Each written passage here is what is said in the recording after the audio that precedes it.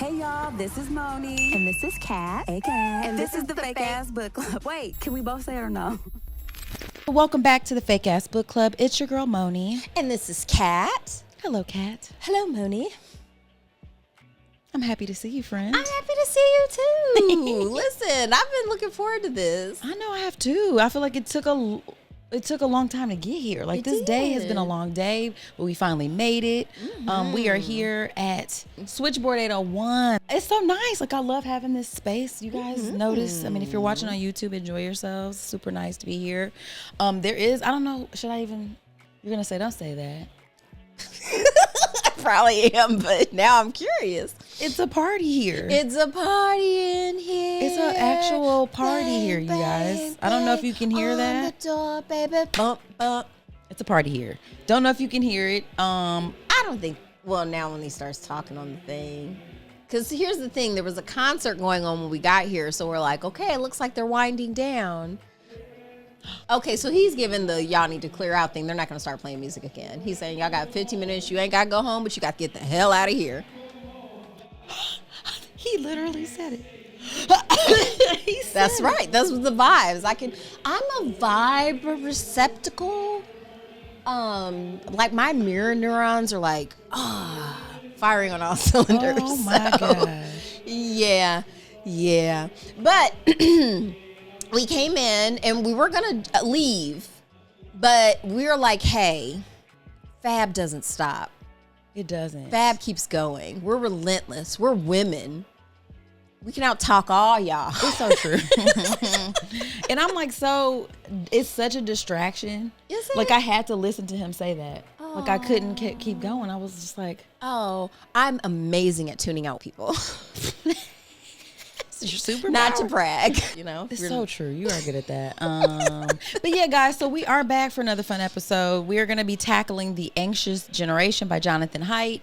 I'm going to give you a little bit of a synopsis on actually, it's kind of long. I'm going to do the full one so you guys can get the gist here. So, in The Anxious Generation, social psychologist Jonathan Haidt lays out the facts concerning the epidemic of teen mental illness that hit many countries at the same time. He investigates the nature of childhood, including why children need play and independent exploration to mature into competent, thriving adults. Haidt shows how the play-based childhood began to decline in the 1980s and how it finally was wiped out by the arrival of a phone-based childhood. In the early 2010s, he presents more than a dozen mechanisms by which the great rewiring of childhood has interfered with our children's social and neurological development. Most importantly, he issues a clear call to action describing the steps that parents, teachers, schools, tech companies, and governments can take to end the epidemic of mental illness and restore a more humane childhood. I feel like that's a really big hypothesis, statement, order. And call to action all at once. Quite. So, but doable. Definitely doable. So. Yes, now that we know. Yes. Yeah. So we're getting into it today, you guys. This is no light feat, but we're going to do it. So before we do, let's put our hands over our hearts, friend, and dedicate this episode to our patrons. You guys are the best. Thank you so much for your continued support. If you guys aren't on our Patreon and want more fab and want more bonus content, check out patreon.com/thefabpodcast for some bonus content. Also, I wanted to dedicate this episode to my grandma. I cannot believe I didn't do it last week because the episode would have fallen right on her birthday. So I was slipping on my pimping. But y'all saw, listen, if you were here last week, you know it was dedication blank page. Okay, so I was not prepared. But I just want to acknowledge my grandma. She turned 89. Gigi turned 89 years old, and I feel really grateful to still have time with her and to still be able to enjoy her presence. You know what I mean? So just feeling really grateful for that. And then also to shout out to all the parents out here trying to raise kids in this crazy world. There's lots of things going on. I feel like it's hard enough to be a parent, but especially in a digital age, it's a whole new world. So shout out to you. What about you, friend? Yes, and to all of that, my dedication is going to seem a little silly. My dedication is going out to Batman. Da-na-na-na-na-na-na, Batman. iconic. Today's Batman Day. It's September 21st. I don't know. It gives me a lot of joy. Like, it just has for so many years. And it's a silly thing, this comic book turned movie franchise. But I guess I especially want to shout out the Lego Batman movie, which I think is the most faithful adaptation of Batman. It's really, really great. Also, do you remember when Prince did a Batman song? No. Called Bat Dance? Let's end the dedication right there because I want to pull it up and see Moni's face when I play part of it. It's really long though. It's a 6-minute song called geez. Bat Dance. I'm not going to play the whole thing. I just want you to get the vibes because they're amazing. Oh, wow. Okay. Let's see. Prince. Okay, while you're doing that, not that I know the music stopped, so but shout out to DJ Todd. It's your birthday today. Happy birthday to you. It is your birthday. Yes. So I remember this. Oh my. Yeah. Oh my. Yeah. He's serving looks. Okay. Yeah, I did see that. You know how Prince is. He goes hard, man. He's iconic, obviously. Okay, I'm gonna skip maybe a little minute.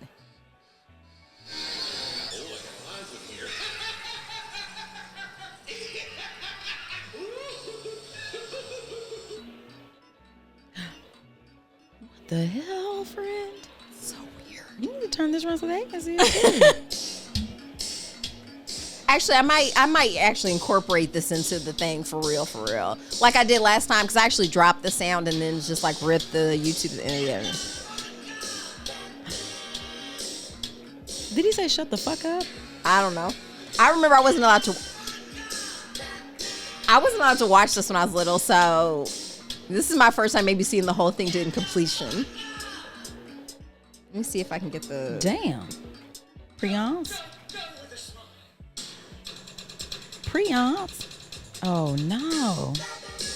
Oh. He's half bat, half Joker, and all the way funky. Prince. It's like Thriller. Okay, I'm done with this. Oh, I love Get him. this He's like, outta keep here. bussing. Get this out of here. Yeah, no, it gets so much weirder. Then Vicky Vale shows up. Who? Vicky Vale. Vicky Vale. Vicky Vale shows up with her coochie hanging out. Yeah, real bad. Not real bad. And it says like all this and brains too. Kat, get this out my face. Okay, I'm sick of it. Oh my gosh. I'm tired of Guys, Batman. Okay. That was a whole bunch. I mean, if you're looking for some visuals, check that out. Send me, matter of fact, send that to me now so you don't forget. I'll put it in the notes, guys. That was crazy. Pretty great. Wow. Okay. Well, yes, here we are.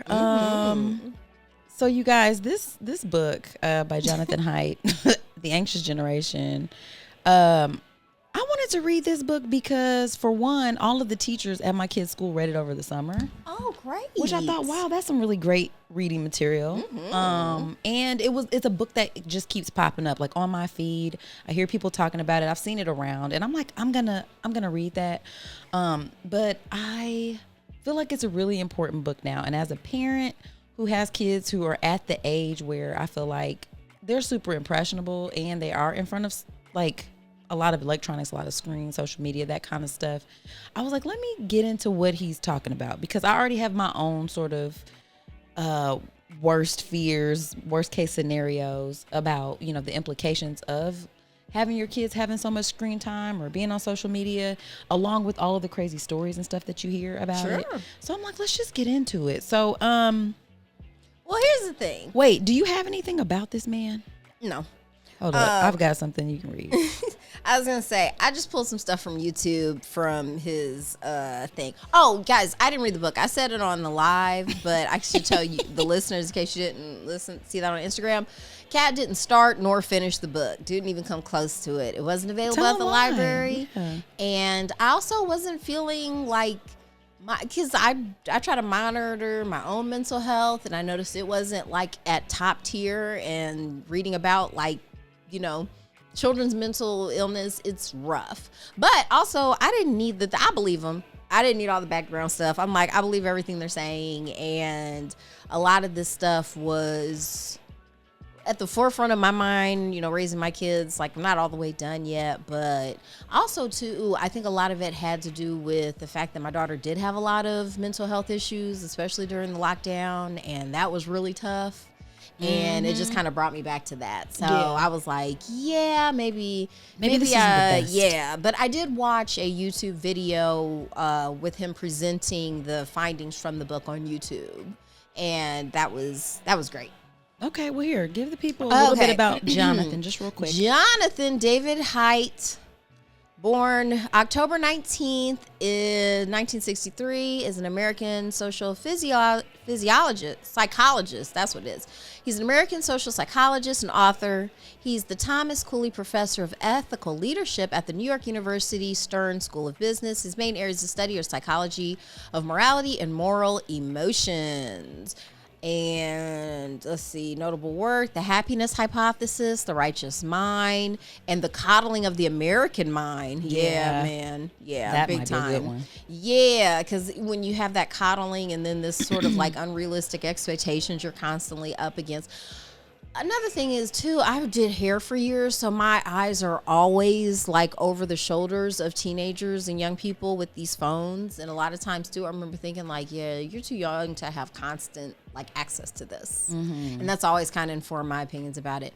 Also, I have no problem telling my kids you couldn't have one because we're weirdos. So it's like when you're a weirdo, you're going to, like stand out. You're not going to necessarily be able to be in the in crowds, but also probably not going to have some of these problems. Yeah, it was striking. Like, I feel like it was definitely very, like I said, it illuminated a lot of stuff, but also it was like, yeah, this feels intuitive that, you know, perhaps during the most, you know, impressionable part of your child's life, giving them access. I mean, basically just no breaks internet access is maybe not like the best idea. And I feel like I've gotten some like even before my kids were at that point, it was like I had, you know, I was one of the people that I was like, I don't think that they're gonna have phones like right away. Like, I really don't necessarily feel like they need to have them. Phone. I started my son with a flip phone, and people. Here's the thing too: other parents will try to shade you. Oh, they do, and like, and it's just you have to be like, well,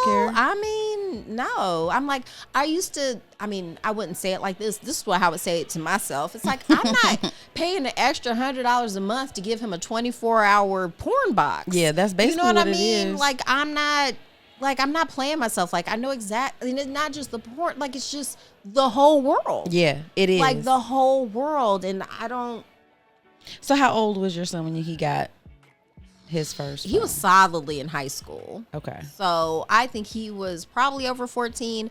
I would have liked to have waited until my daughter was over 14. Part of divorce is you don't always get to make all the decisions. So part of actual marriage is, I feel like, I mean, guess in life you don't get it's like, I mean, I don't necessarily. If you insist on having some sort of partnered relationship, you don't get to make every decision on your unilaterally. Own. So I think it was maybe a little easier with my son because I had full custody of him, splitting custody with my daughter. There's pluses and minuses. So I feel like she got, when did she get hers? It was like 2 years ago, so maybe when she was 12. Okay. And you try to be like, okay, you don't need to sleep with it. You don't need to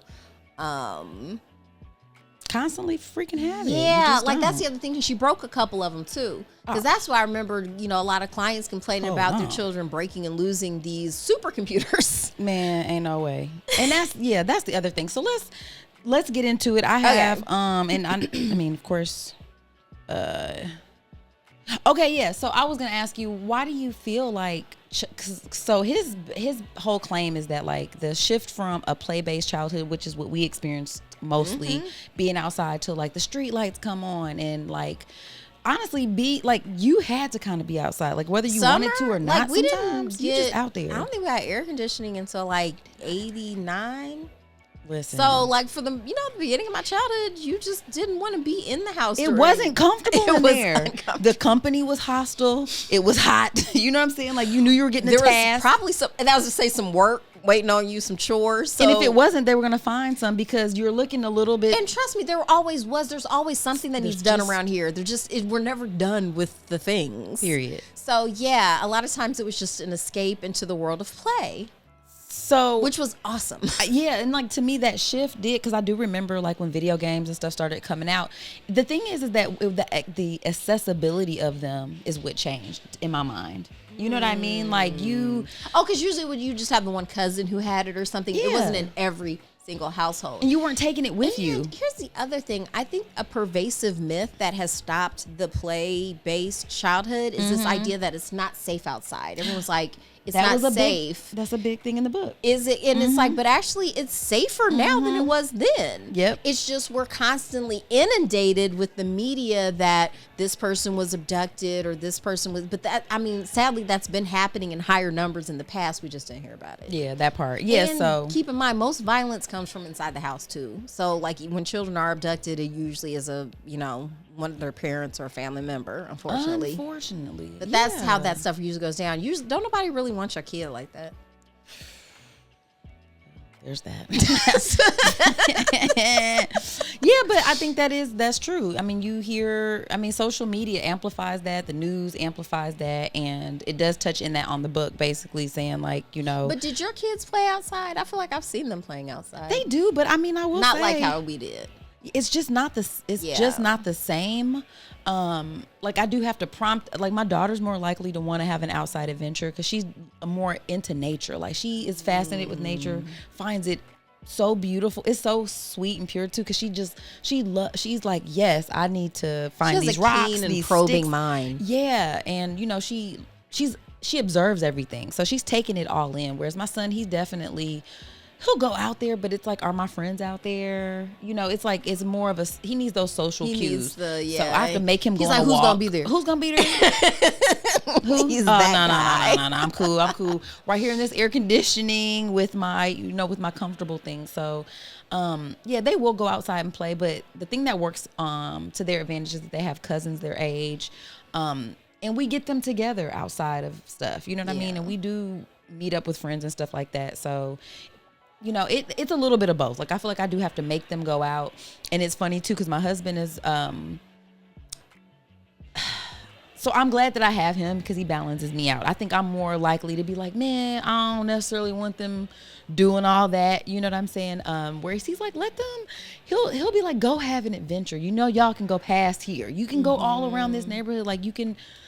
We used to be outside. Find your way back. Go find your way back. Yeah. And I'm like...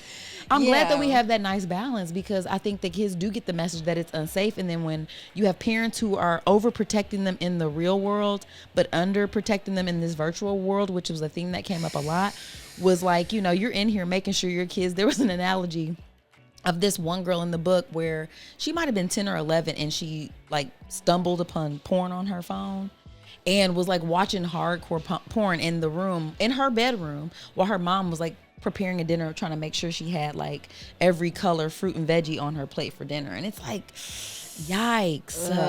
Yeah. Yikes. You know what I mean? So I was like, yeah, that's a really good point. Like, perhaps we need to get a grip on a little bit more of what they're looking at and what they're doing, and not necessarily giving them so much access. So, and also, because I'm a big fan of messaging, every time I would drop my daughter off anywhere, like especially like sleepovers, my sign off is everything you post online is there forever.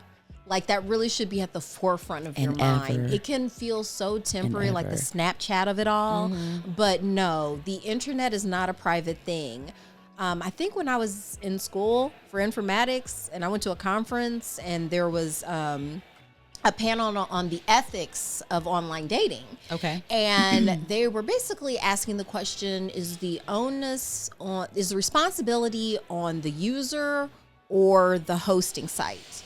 for sort of the safety and things like that. And one of the young ladies had made a comment to the effect of, well, I have all of my social media set to private. So I feel like basically I'm protecting myself. She's protecting herself. And it's like, we're at a technology conference, like that that doesn't mean anything at all. Like anything you send, like I feel like I want to really drag this out so people really understand this. Those little bitty pixels, like even when we delete stuff, there's always a way to find your way back to that. So just really, really think about what you want to send. I recently was talking to a gentleman, was on a date, and he had made a comment to the effect of like to not send any like nudes because he was telling you not to send him no nudes. Yes. Were you getting ready to? No.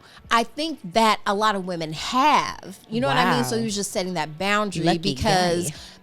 They're a parent. You know what I mean? Same Please thing with me. do that. That's the same Please thing too. Like the whole time that. this has been a thing, I've been a parent, and your children do end on up your with phone your and phone and stuff like that. Oh, So that's just God. never been my even habit. thought about that. I mean, yeah. I mean, I'm not in that stage of life where you're a like thing. sending things. But I was like, yeah, it's cool that you said that. You know what I mean? Just in case, because like I said, we're getting to know each other. But I was like, you know what? You ain't got to worry about it. Yeah, we're I've about to. never in my life thought to do that once again for so many reasons. But first and foremost, you might regret it one day, and it's there forever. How sad is that? I think about how like just embarrassing it is when you have a picture you don't like of yourself that's just out there. Forever and ever. I know. And then just to think about it could be my labia majora. Like, Labia majora. Yeah, I don't want those out there. No thanks. No thanks. it's None a for me. private Thanks. part. Well, you know what? I'm gonna mention this story because I feel like it's a great segue. But I was like on social media looking, and I saw this. I came across this Instagram story where this woman is sharing about her 17-year-old son who took his life based on the fact that he sent his genitals out, like some provocative pictures out. And what was crazy, it was so sad. Do you mind if I play it? No, go ahead. Okay. It's a bummer. No, it is a bummer, but I've heard similar things before. And usually it's from girls, like they get trapped into doing it really quickly. That's what's and important. it goes like, because it goes so, it's like all scams. Like it goes so fast. Tapping into your amygdala.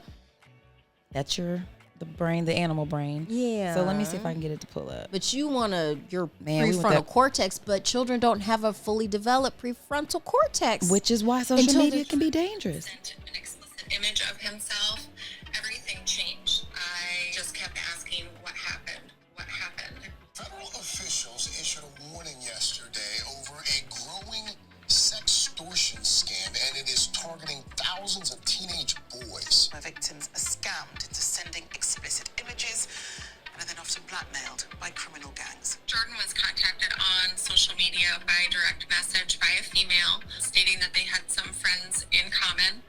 They had this back and forth conversation, and then they requested that Jordan send an explicit image of himself. As soon as Jordan sent an explicit image of himself, they immediately demanded $1,000. He didn't have $1,000. He did have $300, and he sent that to them. They wanted more. It was not enough money. They told him, we're going to send this out to your mom. We're going to send this to your girlfriend. We're going to send this to your friends' moms. And they were actively building collages of Jordan's image, making it look like they were going to send it or that they had already sent it. Jordan finally asked, why are you doing this to me? And said, I feel like taking my own life right now. And their response was, we're going to watch you die a miserable death.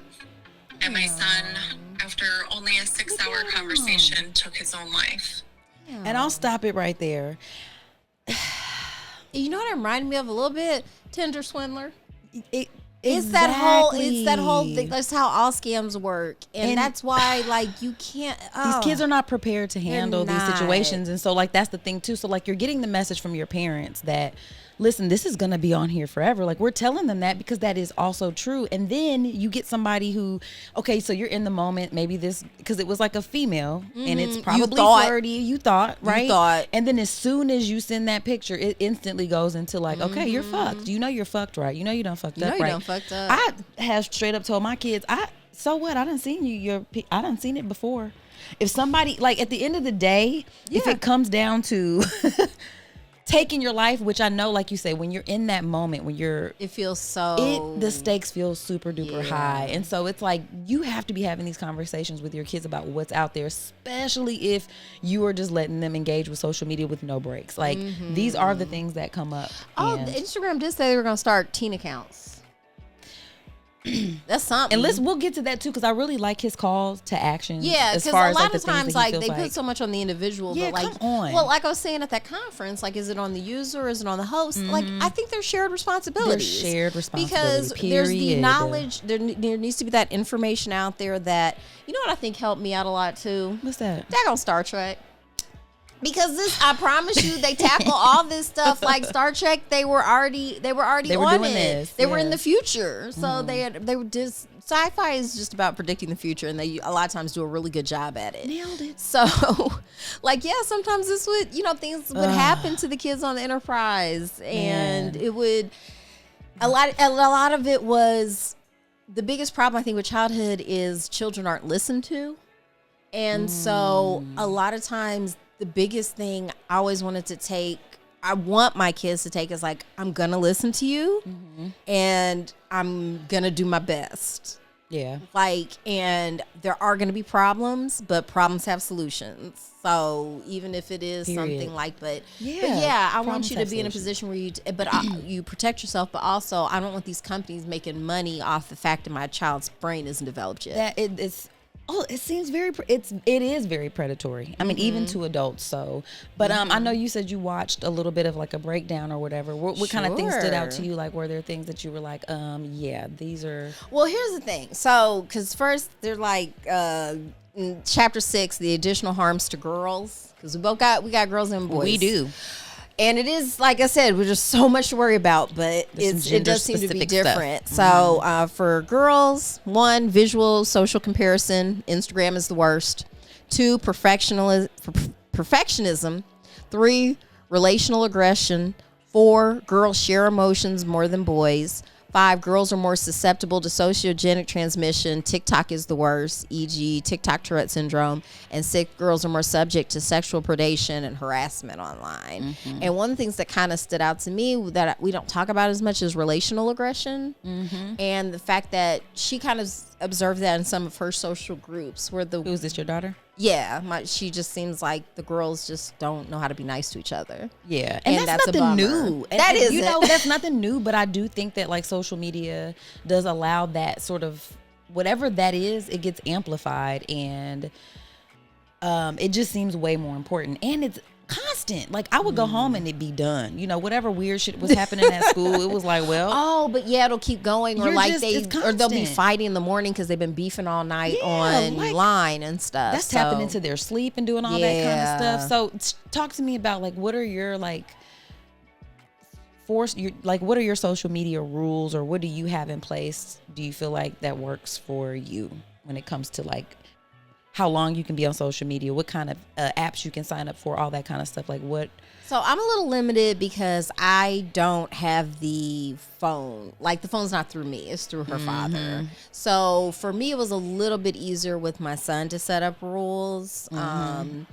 But since that is how she communicates with her dad when she's with me, for the most part, it's just after 11, because it's the same rules for myself. Because honestly, like that's the best thing to do is just have good rules for yourself.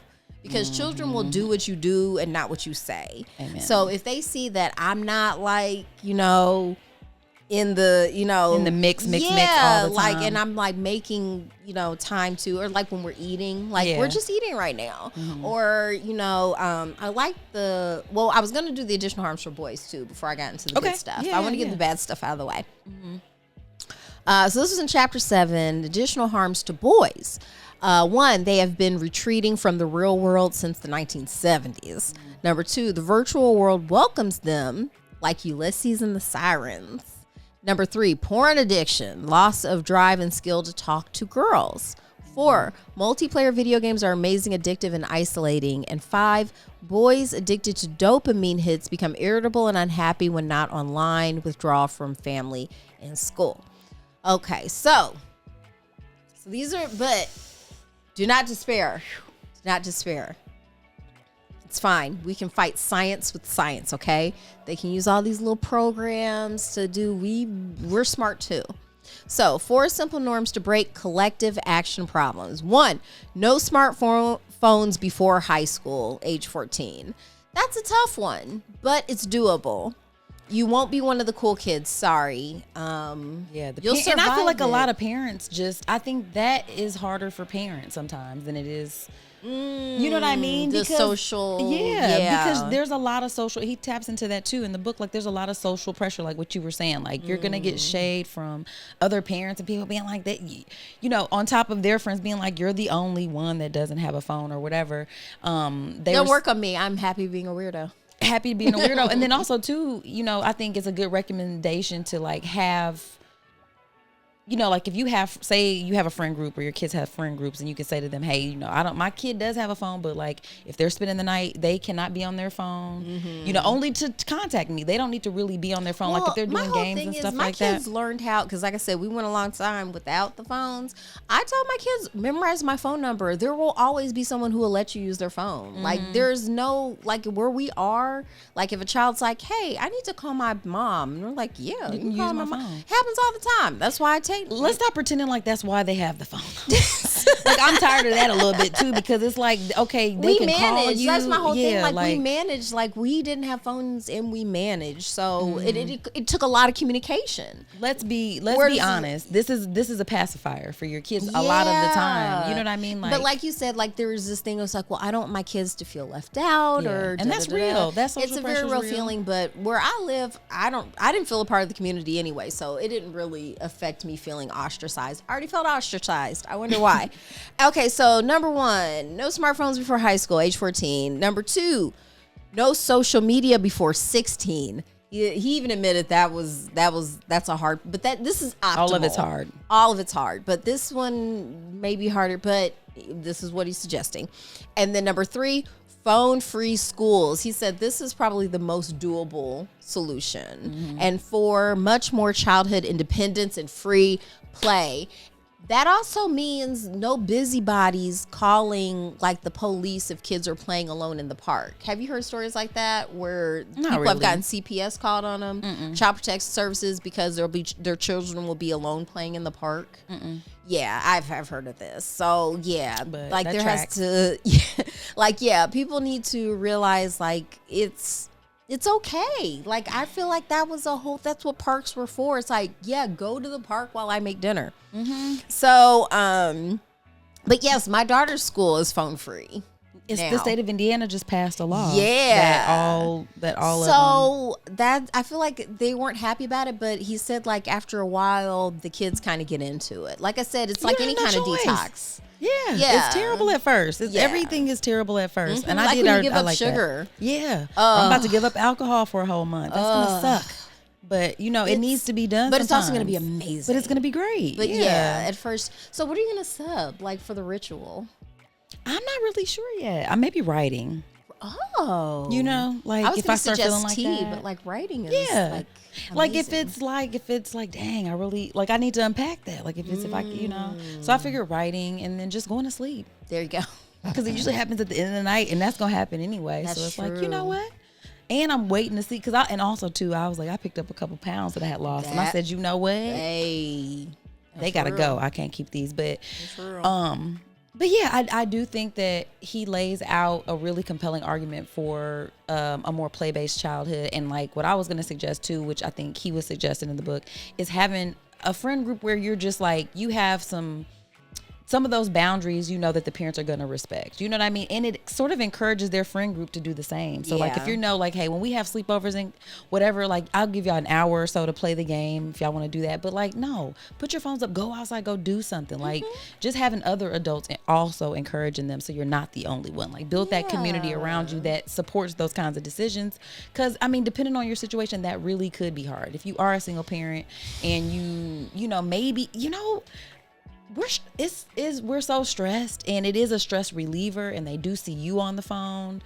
So, I mean, yeah, I think it's just building your community, having healthy habits for your own self, and really being honest about, like, why you are okay with letting you're super protective in real life, because I think that's the combination that he was saying was very dangerous, like being super overprotective and helicoptering and parenting with fear in the real world, and not letting them have those experiences where they have a chance to fall down, hurt themselves, problem solve, you know what I mean, like all of those kinds of things. But then you're just letting them be on the interweb. And keep in mind too, because there was all this talk, you know, I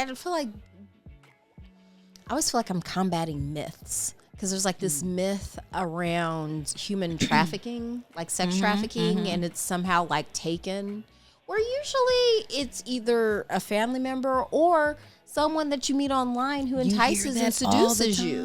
Like, and a lot of times people who are being trafficked, they don't consider themselves being trafficked. They're like, that's my boyfriend, and we're just in this situation right now. Like, there's that logic around it. So, and it's so pernicious, because we've seen it in cases like R. Kelly and the P. Diddy stuff. Like, once they've got you, it's really hard to get you out. So I can't emphasize it enough, because it is something that's always been on the forefront of my mind, you know, because, you know, it's our job. I feel it's like our sacred duty to protect our kids. It is, man. And this is an ever-present danger. It is. But I also feel like we don't acknowledge the fact that, like, us as parents are constantly trying to escape ourselves because we're stressed. We have our own lives going on. And so, like, sometimes the phone might be like your stress relief, or, you know, you're crushing candies, or you're on social media scrolling or whatever, like snapping that. chats. It's just, like it really is important to make sure that you also have healthy habits, because a lot of us work from our phones. Like, we're using our calendars, but even though there's things that are productive on the phone that we can be doing, our kids don't always see that that's what it is. So the optics. So I think it's important, like you said, like whether it's meals, because I know at my house, no, put your phone, like, no, you may not have any devices while we're eating dinner. For what? You know Also, what I'm saying? it's a No little screen gross. time. It's, or even, I mean, you need to learn how to have a conversation. Yeah. And you can put your phone down all the time. And I'm always mentioning to my kids, like, it's like being on drugs, like you're smoking crack. And I'm sorry, that was making me laugh so much last week, when you're just picture your daughter just exasperated. She's like, why are you always talking about crack? It's like, because crack is real. The effects are real. That's what these things are. It was such a big deal. It was such a big deal. So fill in the blank of the drug, but it's also, and the thing is that it's constantly calling for our attention. Like, I'm even a person who, I do not like notifications on my phone. Now, if it's calendar stuff that I have to remember, then yes, I might put in like a little notification. But like, when people send me direct messages on Instagram, my phone is not binging. Oh no, me neither. Because guess what I know? Those messages are going to be there when I check social. They don't.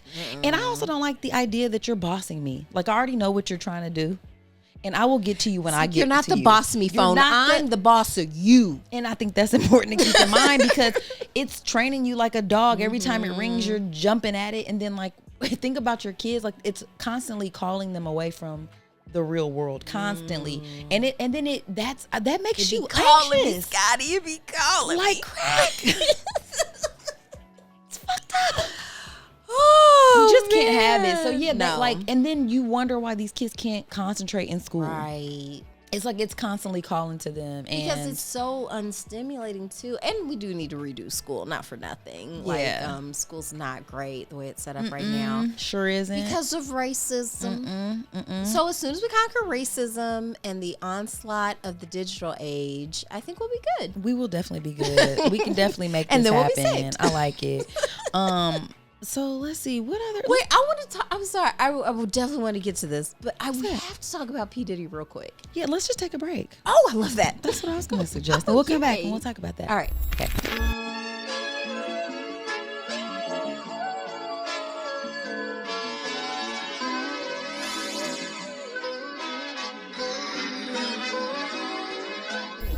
All right, guys. So welcome back from the break.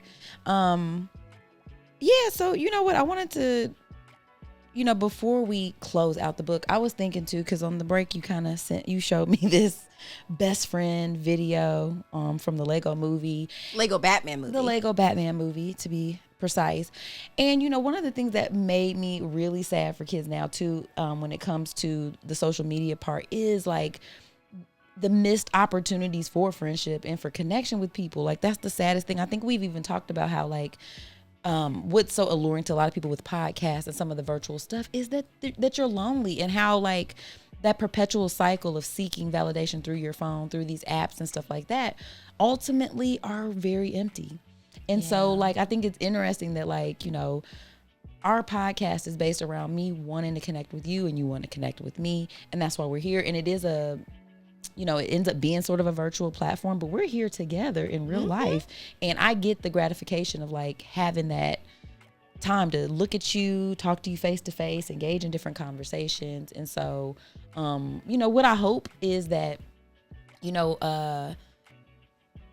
collectively, even if it's just in our small groups and stuff like that, we prioritize our kids' mental health in that way and our own, and try to model that back, because our kids deserve to have these real life connections, man. Like, I feel like we would see our society shift. And I mean, when you hear about, like that kid that was in Georgia that shot up that school and stuff, and they showed that video of him when the authorities came in last year to talk to him and his family, and they were like, yeah, does he play video games? He was like, oh yeah, all the time. That's all he did, and it's like, now what I'm not saying, okay, is that because you watch a video game, you're going to be inclined to shoot up a school.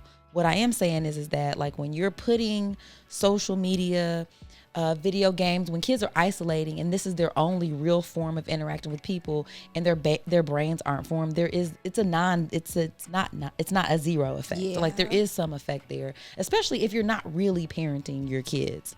And I say now you that, went and told the truth. Yeah, and I say that not like because I'm parenting perfectly in every aspect. What I'm saying is that we all have blind spots, and especially when we are using social media ourselves, and when capitalism is telling us the more you spend, the more you're parenting. Yeah, and the more you're loving your kids, and the more you're showing up. It isn't always true. Trust me, they do need resources, but they need you more, which I think is why that Cam Newton thing kind of struck a chord with people, where it's like, I mean, yeah, no one's doubting you have the resources to take care of a lot of kids, but are you actually, like, nurturing them? And, like, it takes a lot, like, hours out of your day. So many. Or it should. If it takes 10,000 hours to be an expert at something, then think about all the FaceTime you got to have with your kids, in be an order expert, to make. Because that's the thing, I got to be an expert. Like, I got to be ahead of you. Because, man, they're slick, too. They're so slick. And they're so shallow. Like, especially, and because, too, like they were saying, too, at the point in their lives where they're being introduced, like that, maybe that 10 to 14, 15 area is when you're super influenced by things that seem prestigious to you, or you're biased toward people that you think are successful, the things that are popular. Like, you're super driven by that because you're at this point where, like, how you're viewed by your peers means literally everything. You're shallow. To you. I remember Period. I was very shallow. 100%. It's what I could handle. You know what? And that makes me go back to our junior high experience. Not that I want you to cue the music though, but I want to dedicate this. I feel so bad about I don't feel like, so here I am making excuses. Even though I wasn't the person throwing the deodorant under. Woo. Okay, I'll say it again. Okay.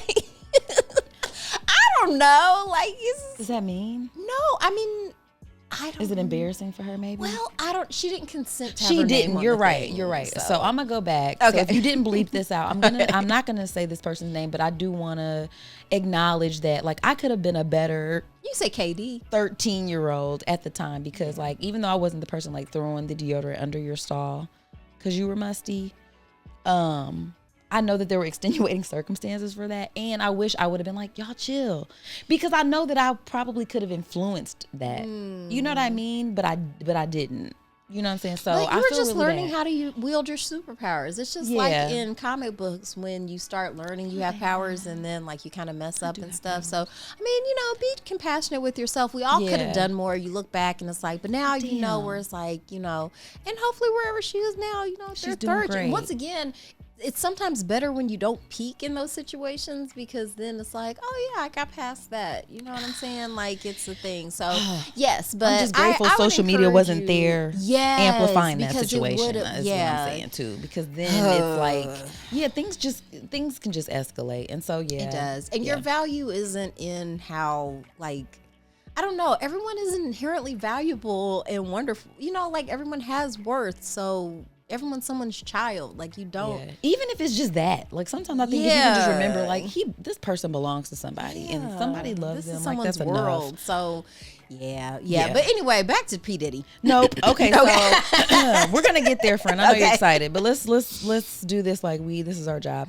I just want to give my final thoughts. I know you can't really. Yes. Oh right. Yeah. I can't rate the book because so I you're showed like, up skip super that. fake. No, but good job though. You at least Thank looked, and I do think that this you. is a book that you didn't have to read to talk about it, because we all have some skin in the game when it comes to this, whether you have kids or not. So, I appreciate that you at least did that part. Thank you for applauding my lack of Yeah, effort. listen, it's a fake ass book club. I'm here to, I got to see you today. We still got to have a great conversation. It's about connecting. We did what we came to do. But I found a quote. This quote was by Adam Grant, host of TED podcast, RE Thinking.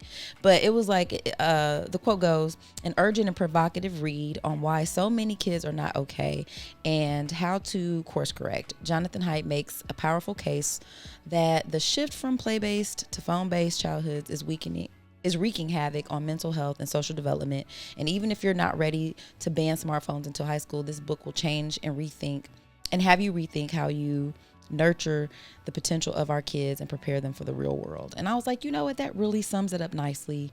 That's pretty much how I feel. And so I wanted to suggest another book for people, like, if you do read this and like, this is, I think, a good companion book. Okay. The Progressive Parent: Harnessing the Power of Science and Social Justice to Raise Awesome Kids. Ooh. And that's by Kevin Sinapathy. Yep. Nailed it. So yeah, So if and let them you're- go outside and play. yeah, like it'll be fine. Like they'll get scraped up. Like that's just part of it. You get your little scars, and it just makes you tough, man. Life's not perfect. Like they'll, really and not. it gives them so much self-esteem, where you the learn you confidence in can yourself. solve problems, because it Absolutely. is. I get it. You want to solve all their problems, like do. their little sad faces. Oh no! I know. Oh no! Like, I don't feel like our parents had that problem. man, They just so didn't have my that mom problem. did. She told me about it later. Oh, like she okay. wouldn't show it. Okay, they were better at not showing it. Yeah, my mom was like, oh, she's like, you would just be so pit, like, cause I got whoopings. So she was just like, you would be so pitiful. I wouldn't even want to do it. You'd already be so upset at the thought of it. Which is Oh true. my gosh, I don't know. So yeah, that would, but Yeah.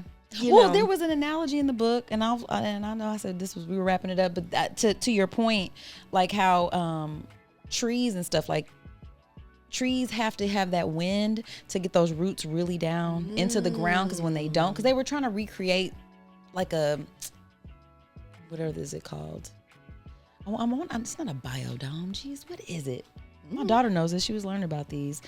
The little, like a Terrariums? like a terrarium, but at a larger scale. Whatever. Creating are this false. biodomes. Is that what that is? That's what I call them. Whatever. I haven't even been drinking, y'all. Jeez, I can't find the words. This is probably why.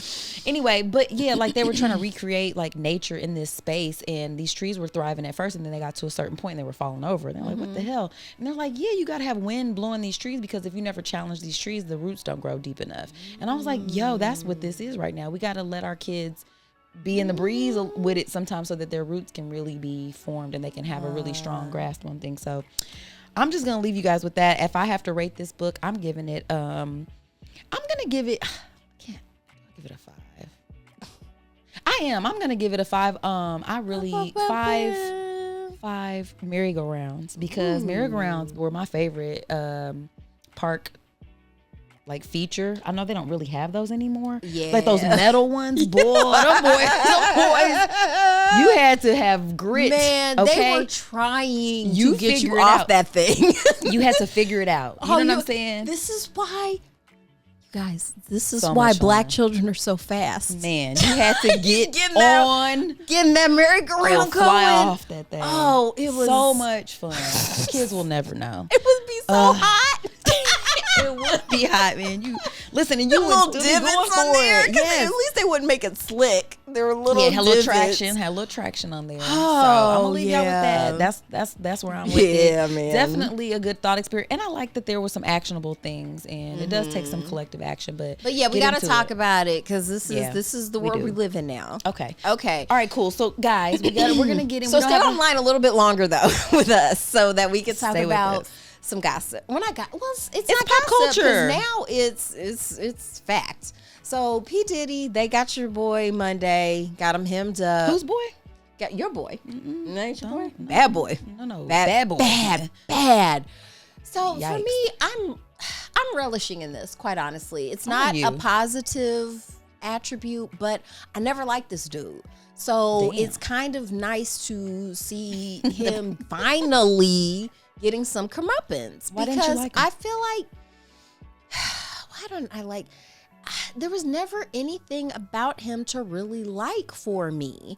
Like, okay, he, I guess, produced some music, but I feel like that music would have been good without him. You know what I mean? Like, even when I hear him on a song, like, sometimes I wish I could take him out of the song. Like, I feel like Suge Knight nailed it. Oh, my God. What did Suge Knight say? Sorry, my ears are ringing, so that means I'm losing a level of hearing. Isn't that what that means? Like the tinnitus? I'm losing, like... Okay, that's fun. I'm just getting my hearing's getting worse and worse. It's fine. But no, it Suge Knight's Source Wars when he was like, yeah, if everybody's tired of seeing your producer all in the songs and all in the videos, come to Death Row. And I remember laughing because I'm like, yeah, this dude's around too much. He acted real weird when Biggie died. I'm pretty sure, he just doesn't. He don't just like him. seemed like grimy. And even back in the 90s, like when he was throwing parties in Harlem and stuff, or not Harlem, I think it was in Brooklyn, like he ignored like some of the fire marshal stuff and people got stampled and trampled to death. Like it wasn't great. Like, yeah, you can look it up. It wasn't great. Like he's just, to me, the news has always been bad around him. And then when making the band, I was like, I don't like this guy. He's not charming. He's not like. Is he cute? I'm sorry. I'm thinking about those Sean John ads where he'd have all that heavy, like, oversized denim on and just be standing there with his head tilted and that lip. He just looks right. So it's not that he's ugly, but it's like he's definitely better with the glasses on and his mouth closed. You know what I mean? And he's always trying to be, like, sexy. It's like he's trying too hard. And then its Yeah. face is, like, all of the features are centered toward And here. I'm going to go ahead and say it. I'm a happiness expert. And I can tell when people aren't happy.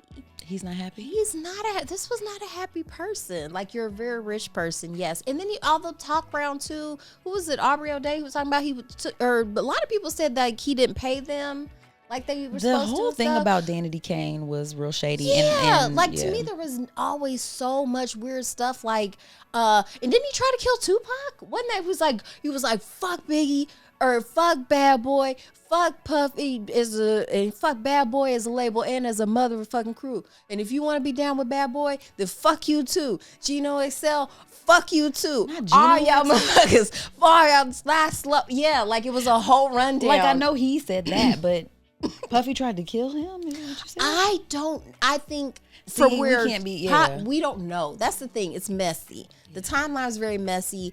I think Right, but now having the information we have about him, it's like more probable. Like before this, it's like, yeah, I'm not, again, because I'm not somebody who goes and reads all the stuff and knows all the stuff. So I'm I like, jump to conclusions. I see 1, 2, 3, and I get all the way to 8. So I'm Right. already like, And I didn't like how he act after Biggie died. Like he's off dancing. I'll be missing. To me, it was weird. It was just I don't know. Like, I'm. Okay. I would feel a way if I died and you were like shiny as hell in a music video. It was like kind of hard with you not around. Imagine you looking down. He just was. I didn't like it. Even as a teenager, I was like, I don't like this. I mean, I bopped to that song. I ain't gonna lie. I hadn't, again, like I just was like, oh, okay, yeah, he's missing him. But yeah, you know what I mean.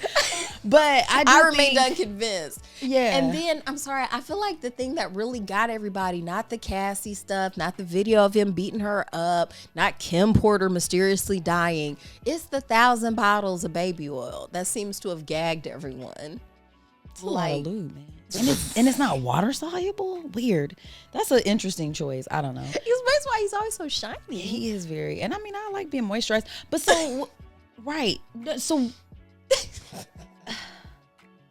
it's hard to know which question to ask, right? Because it's an infinite regression. Because I have to feel like there was probably more. Like you probably weren't fully stocked. Because I can't imagine with all this going on, you were still ordering like baby oil. So is this just your leftover backstop or whatever? Because were you still having the things or whatever? Maybe he was getting ready to have a last one because he knew he might be getting locked up. Maybe he was preparing for his final It seems freak so out, joyless freak down. What is and it? sad. Freak offs. offs. I think That's was the what I word, said. the phrase you were grasping for was freak offs. I'm glad that your brain didn't even want to accept that. I knew it had freak in it.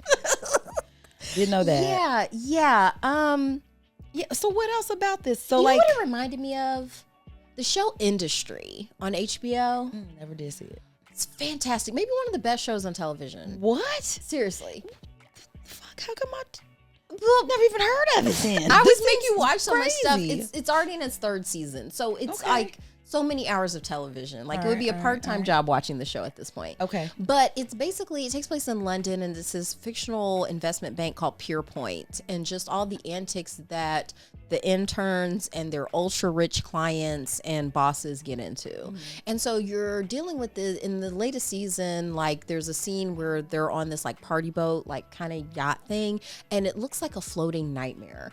Like just the excessive amount of nightmare. just imagine What a just picture. being on a boat, trapped on a boat with a bunch of like drugs and sex workers. Like really imagine what that looks like, because they did a great job of it. It looks fun in like the Diddy videos and stuff and rap videos, but that's Well, only when the for 3 cameras minutes. cut- yeah, like then 3 it's minutes like- of it is probably all you can take, and then just imagine that be extended for like days or weeks. No. And it ends up being like, because people aren't really sleeping. Like I said, like he was saying, that his freak offs, people would have to be rehydrated and stuff like that, because like doctors are there. probably, but I don't think. I love how your mind was Drinking like, water? well, you should only do that in the presence of a medical professional. I don't think they were like rule following this. Yeah, kinda it was people. like, you're my assistant, figure it out, start an IV. And you're like, what? I was like, I'm high too. It's like, especially on finding IVs on dehydrated people is really complicated. Yeah, Trust me, as shriveled an up veins. oft dehydrated person, I know. So yeah, I think that a lot of times people need to really think about like not what the myth of excessive wealth is, but what it looks like in reality is often not Lots great. boredom, apparently, because I don't know how Boredom. much. I mean, like, how bored are you? Boredom Like, and depression, like these are depression. a lot of times like Damn. there. No matter how alluring it is, there's no correlation between money and happiness. Well, it's the same kind of idea what we're talking about with phones and stuff. You know what I mean? Like, there comes a point where it's like you're just so numb that you're trying to find like what's gonna finally make me feel something. I hate that it's like exploiting people. Yes, you know what I'm saying? Like sexual abuse. But I don't think yes. it did, because he had to keep escalating it. I don't think That's what I mean. Like it's like crack. There's nothing. It goes back to crack. You can't. When is there enough? Guys. What crackhead has ever said this is enough crack? like, Actually, ooh, guys, I'm full. I'm high enough. This is it for me. It's No, like, no. We're always trying to they're reach always the they next always level. they always call it chasing that first high, because Yeah. I guess that was the only good one. That's the one that blows you. Yeah, blows Yeah, your mind or and now whatever. you're and you're here now. So yeah, But wait, so the baby oil is the only thing people are talking about? I feel like that's what sparked the imagination. Just like from like the presidential debate, there was a lot of things talked about, and there were plenty of like really important issues. But what did people take from It was that like- debate? They're eating the cats.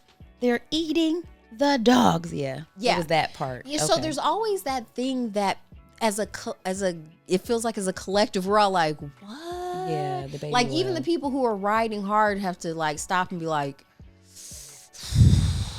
baby oil, though. And like you said, it wasn't even water based. Because when you're using the mineral oil, like it clogs, That breaks down. and and that's why you get real breaks hot down too. condoms That's why like it's it great can, in the too. winter time because it seals everything in and it'll help keep you warm. But in the God. yeah, that was, I think it just painted Ew. such an image. It's just so disturbing. Like Wow. thinking about 1,000 bottles of baby oil. Wow. I don't want to think about it I don't like anymore. thinking about that. Another thing you might not want to think about either is shits and gigs. They were on Andrew Schultz's podcast. They were also on Poor Minds. I actually didn't even listen to them on Poor Minds after I heard what they said on Andrew Schultz's thing. Okay, so let's tell the people, because if they're like me and don't know who the hell. Okay, so Shits and Gigs, it's a British podcast.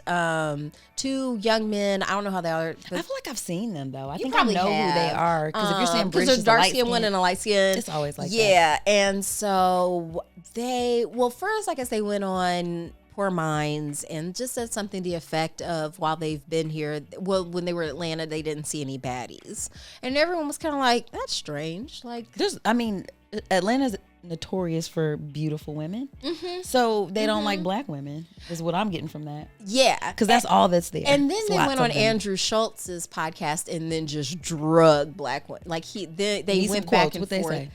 Oh God! I mean, bless we're gonna talk about it. You wanna talk okay? about You it? did say that. I did say I want to pack it. Let me see if I can find the receipts. The receipts. Now my Google search history is gonna be Andrew Andrew Schultz, and he's someone I've never especially cared for. Let's see. Okay, yeah, that's them. I've seen them before. Yeah. Oh, they're sorry about it now on BBC. Sure Let's see. they Let's are. be nice first. But Let's read their I apology. am gonna be because here's the thing. This is my thing about podcasting in general too, and this is why, like, you know, there could be the commentary that it's like, oh, like I don't always say everything, because it's like, it's me and you sitting here talking right now. We feel like we can say everything, and so nobody's checking for this. But when you get a certain platform, people can go back in your catalog, pull stuff up to you say one sensational But thing. this isn't a back catalog thing. This No.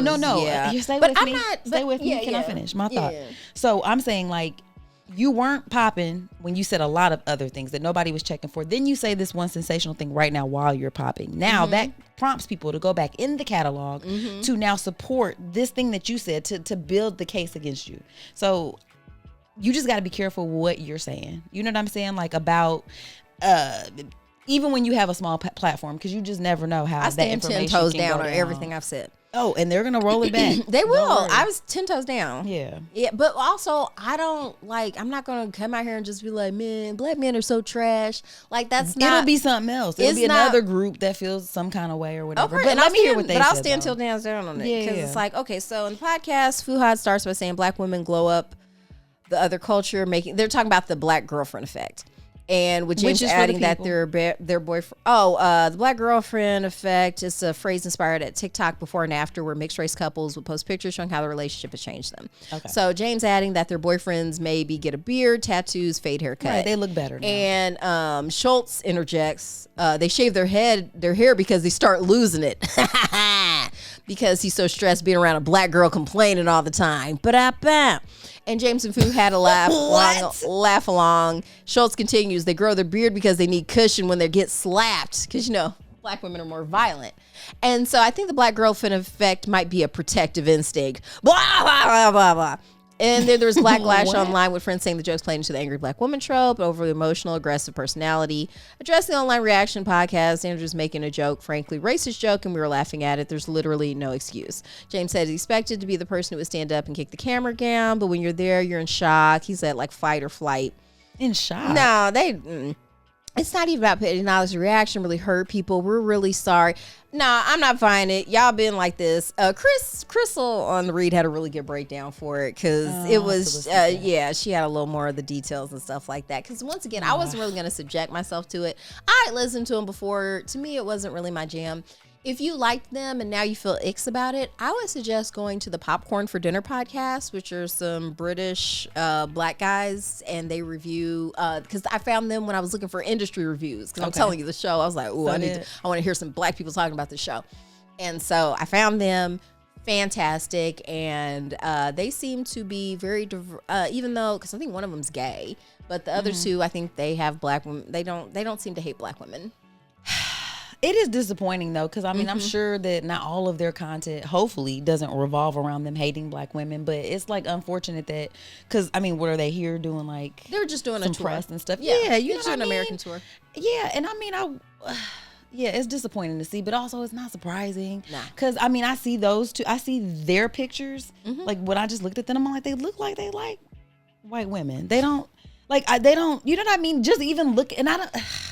I don't know how to There's describe that. That could also be here's taken out the of context, thing, but it's kind of because like, okay. Here at the Fake Ass Book Club, we because I think people are just people, right? And so I don't like getting backlash. Like if I've mentioned like I've dated a white man before, I don't want to be stigmatized for that. But I also don't go out of my way to be like, and I'm never dating a black again. Like no, like it's because that's not even the point. That's not. It's like it's just a fact. Like, hey, I'm Yeah. willing to date people Yeah. who I vibe with and like, and I don't want to always factor color in, but I'm not going to go out of my way to disparage black men. I make black men. I come from black men. Why would I do Yeah, that? what's the extra They stuff already for? have enough going up against them. They don't need me. Like I said, I think King K said, you want to speak life into, and that's the thing, like I'm never going to go out of my way to disparage any like whole population of people and act like I've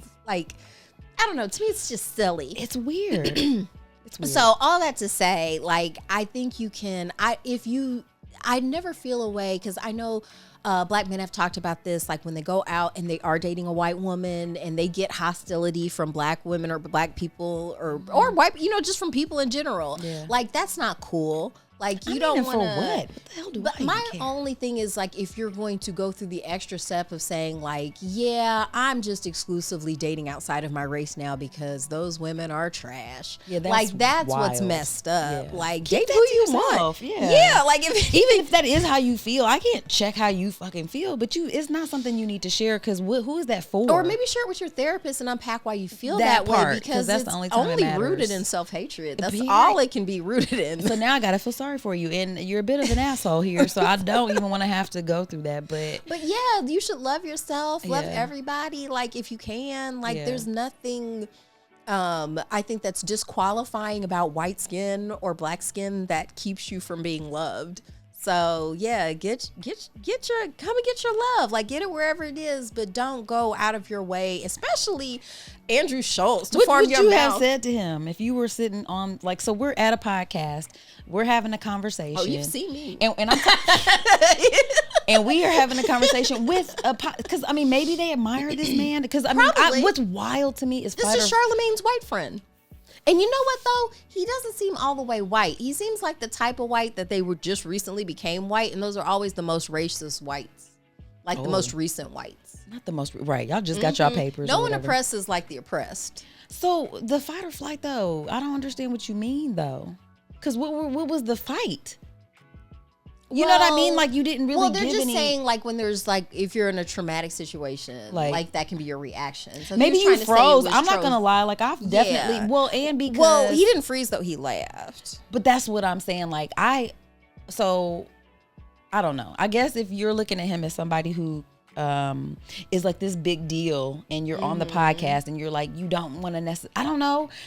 necessarily say anything. I was about to say, You I'm froze? only Like- the only people that I'm impressed by are not people who don't say stuff like this. But also too, if it was meant to for And real be a he's- joke, and he's just trying to see what y'all were gonna say. No, he's just like this. Andrew Oh, Schultz, he's okay. like this. Like Okay. this is Crystal breaks it down really well. Oh, okay. She's like he's been like this. There's a reason I don't listen to his show. Okay. Like I said, it's not for me. Yeah, Like this yeah. show, like I'm like, this is just some toxic. You know, like a lot of it is where a lot of the toxic male stuff is Vibes coming come out from. of. Okay. So, Well, it's unfortunate. Yeah. It does make you feel sad too, because especially if they have decent content, because they have a pretty big following. It's fucked up that it's like they're that good. was They have a good chemistry with each Yeah, with each they're other. probably like, actually they make each other friends. laugh. Yeah, Yeah, and stuff yeah. like that. And Well- I think the novelty too. Like I think Black Americans like seeing Black British people. It's I just think so, sometimes too. it just It's like, kind of oh my like, God, they talk so funny. and especially the Afro Caribbean British people. Like they have a certain swag that is fun to watch. Yeah, So for sure. I think that there's that allure there. But like I said, there's lots of places to get that content. I don't really buy the apology. Maybe you are sorry. Hopefully we'll do better. But yeah, I kind of want to, I like the fact that Crystal was even like, I don't even be talking about podcasts like that, but I got to talk about y'all. Because that was really, really messed up. And you should really like, y'all ain't that young. Y'all gotta to be unpack acting that. like that. Yeah, you know what yeah. I mean? Like that's, and I'm trying to think of anyone that I'd be that starstruck by that could say something where I'm like not gonna say something. I mean, I just talk back. That's just how I am. Maybe it's because I'm a black woman. Woo. That's what I was gonna say. Yeah, and everybody's not necessarily ready to talk back, but again, like there's some ways that you can navigate that. Like if you've been like, I mean, I don't know. One of the two of them could have said something, and it's I popped off on my professor when he was talking shit about Beyonce. Like I ain't never, professor. It's like actually, here's why you're wrong. I love telling. I think that's why. Part of my charming personality is I love telling people why they're wrong. And here's why. I think that was King K. He was gonna do a book. I still want him to do the book, and the title was "You a Bitch," and I'm gonna tell you why. And I was like, yeah, I can picture the cover. So good. Cover is so good. So good. But yeah, that's the thing. Like you, everybody can get told, you know, because I get told. Yeah, you people. know what I mean? Like everybody, you have to be ready to like, you know receive what? it. In that situation, I Right. wasn't. It's like I have a whole black mama. You ain't about to do that, Andrew. We ain't doing all that. Oh, I also, and like, because I wanted to make a clip of this because comedian Josh Johnson, he did a great breakdown. He is so cute. Of this podcast? Of the debate between oh boy Kamala and Kamala. And he was just talking about how like, yeah, she set him up, but he kept taking the bait. And he was like, you know what? I was raised by black women, and black women know how to hurt feelings. And he was like, man, she was like, yeah, go on over to his little rallies and see what happens. It was like, ooh, yeah. So, but Josh Johnson, he talks about black women in a loving way. He does. So that's the thing. Like criticism, if you're going to in front of the world, you know, offer some criticism, it needs to be with love. And I feel like that's what was lacking. There was no love in that conversation between Andrew Schultz and the Shits and Gigs dude. Yeah. You know what I mean? Yeah, like it was just so obvious where it was just drag. And it's like, really? Like, really? That's your problem? Like, is black women or okay, all right. Wow. So he said that, and then they laughed it off, and then they continued after that. Well, we don't have to, or whatever. Like but the way it was, like I said, I feel like Chris having just The Read's a good podcast. I mean, it is. They be reading people. Get your right together. Okay. So, how do you feel, friend? I feel like I feel off like your chest. I feel terrific. Things. I wanna. I feel like you're my best friend, and friends are family. We are family. And with best friends, you can't lose, and friends are the family you can choose. Yay! I like that. Excellent. Well, guys, I think we did it. We made it to the end of the show. If you made it here with us, thank you so much for sticking with us through this. Thank you, Danielle. Yes, Danielle. This one's for you. Okay. Probably you too, Romel. We appreciate you. We love you. And everyone else, guys, thank you so much for tuning in for another fun week. We're always having a good time doing this. So check us out every Wednesday, 7:30 p.m. Share this with your friends, guys. Share the love. Yeah, don't be stingy. Right. Connect, guys. This is what we do. Also, guys, take care of yourselves. Do the things you love. It's this or nothing. And what else? Would you have something to add? Huh? Can you just spin the wheel? Oh, yeah. Spin it. Okay. In honor of Hispanic History Month, we are going to be reading So Far from God by Ana Castillo. Castillo. Say it with confidence. Ana Castillo. Yay. Yes, this is it'll be a reread for me, but I haven't read it in so long it's gonna feel fresh. Okay. Well, I'm excited to get into it. Should be good. Should be fun. And please read along with us if you're so inclined. Yeah, definitely. We definitely need to learn more about our Mexican brothers and sisters. I feel like a lot of times we're given myths about them. When Is this specifically Mexican Americans too? Yes. The book? Okay, excellent. This is a I like part of it. a series on Chicanos and Mexican Americans. Excellent. So, and just how very linked, like, they always try to make it seem like Mexicans and black people were different. No, black people everywhere. They dropped us off all over the place. Love it. Love it. All right. Well, now I can thank you guys one more time. Come back next week. Is This or Nothing, guys. Enjoy your life. Get out there, have some fun, connect, make some memories. Because why not? You just might find a friend out there. All right, guys. Peace. Before we go, we must give thanks to Urban Nerd for providing our music, and legal services were handled by Trezene M. Atkins. If you like what you heard, please feel free to join us every Wednesday for another fake-ass book club. Cheers. Thank you guys for listening. You can check us out at thefabpodcast.com. Please subscribe, rate, and review our podcast wherever you're listening right now. We want to hear from you. Come put it in our life. Thanks again, and until next time, peace, love, and the Fake Ass Book Club. We out.